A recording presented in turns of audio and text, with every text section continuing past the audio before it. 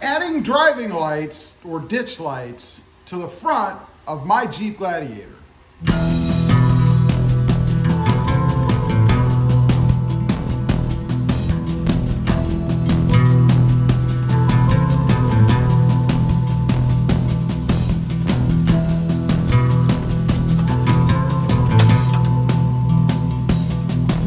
Well, good afternoon, everybody, and welcome back to Rod Motive JT. Today, I'm putting the driving lights, or they're really ditch lights, on the front bumper of my Jeep Gladiator Mojave. Now, I've done something similar to this before, so we're not going to hit all the fine points. I'll link that original install video on the white Gladiator I had down below if you want more detail. But what we've done so far, we removed the grill. That's just to give better access to run the wiring. It just makes it easier to get behind everything. And then I pulled this grommet off. It's actually right inside the hood or engine area, actually right down here. And that enables an easy way to go ahead and get inside the Jeep through the firewall. So what I'm gonna do, I'm gonna drill a hole through this, and then I'm gonna run my wiring through it because I'm gonna put this back in. And then I'll caulk around it or something just to seal off what's left. So I'm gonna go ahead and drill that out, and then we're gonna move on to putting the lights, the actual lights themselves, on the front of the bumper, and then I'll be able to run the wiring on all of that. So let's get the drill and put a hole in this thing.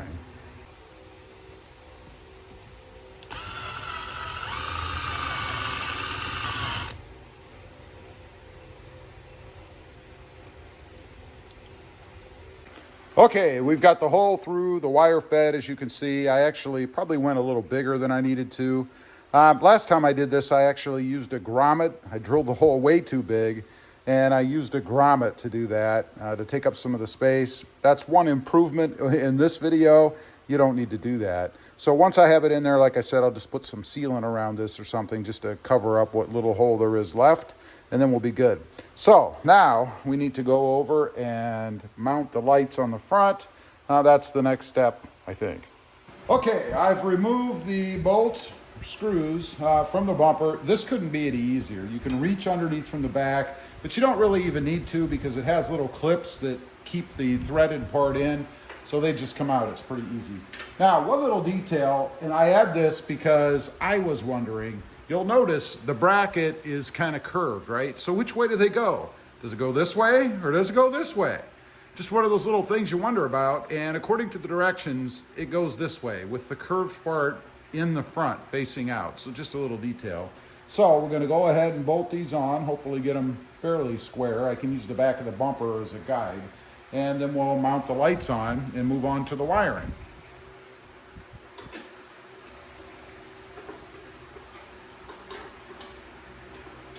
Couple more tips for you here. The lights go on like this, of course. I think that's pretty obvious versus upside down like that. It just doesn't look right.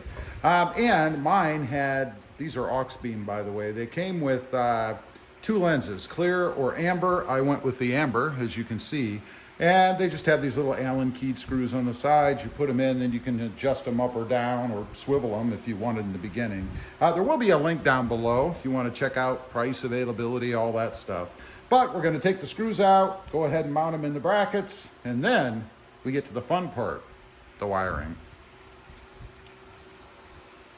One other thing I do want to mention, this tubing I actually added. I bought this off of Amazon.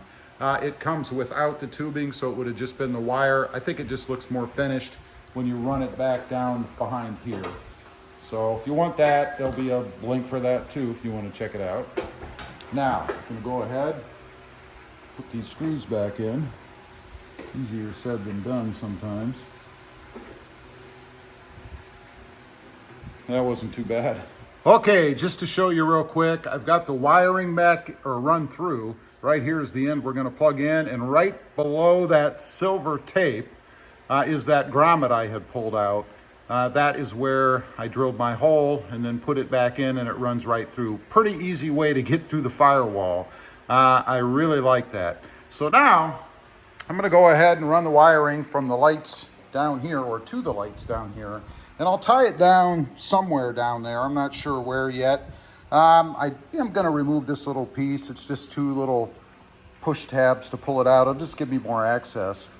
Then we'll run the wiring up behind the lights to the battery, and I'll ground it here at the ground that's on the battery, connect it up to power there, and then I'm going to run it right in these little slats. You see these things? I can run the wire right below that. I believe I have to pull these up to be able to do that, but it gives me a really easy way to corral the wiring, if you will, behind here. I'll probably tie it right down there, right down to where I need to plug it in over there for the switch. All right, I am finished. This is my second time around, so it did go pretty smoothly. Although this is not a complicated mod to begin with, really. Particularly with the wiring harness that they give you. You can see the lights, they're on. I'll turn them on for you in just a second. As far as the wiring, it'll be hidden down below here. You won't be able to see it, hopefully, much, unless you really look. I really like these covers. It just makes it look a little bit more professional. I did run behind the lights, came up along the side here, in case you're looking for a way to run wiring. And then I fastened the bundle that was left. There's always a ton of wire left, of course. Right beside the battery here.